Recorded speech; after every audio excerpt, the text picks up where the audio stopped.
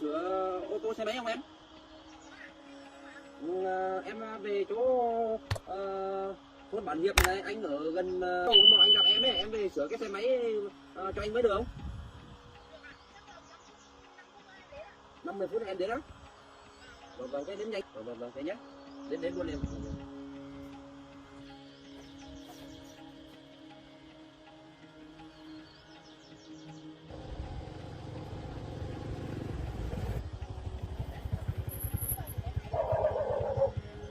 Năm một tháng rồi em về sửa rồi, em không anh sửa đâu.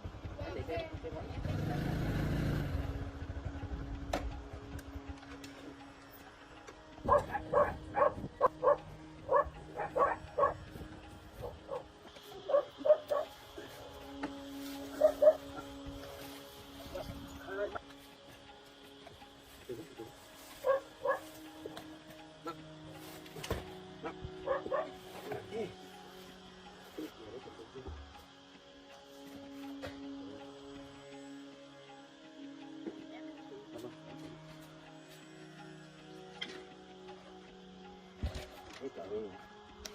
Em đặt nó không có nổ, đạp mạnh. Nhai ở đây có gì thì vâng, xong gọi anh nhé. Vâng.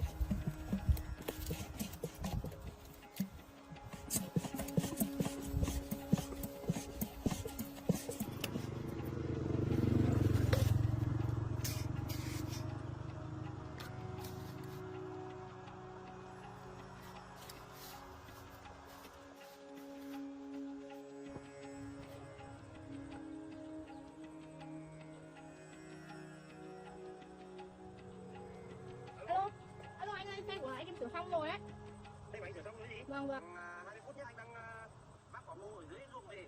Vâng, thế em ở đây đợi. Vâng, em đợi anh tí nhé. Vâng. Anh vác quả ngô cho cháu mà. Vâng.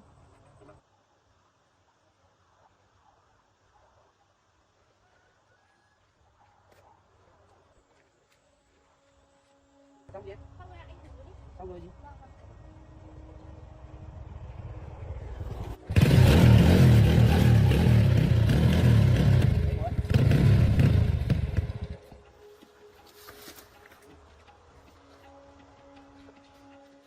Xe của anh em lấy 200 em vệ sinh cái chế. Cái buji à? Em lấy thế là để đấy, anh đi kiểm. Anh có để lâu lắm rồi, công tác. Nó đi em. Anh sửa xong mang đi chợ củi. Anh đi nhé, anh cảm ơn nhé. Hôm nào có gì bảo dưỡng anh gọi em nhé.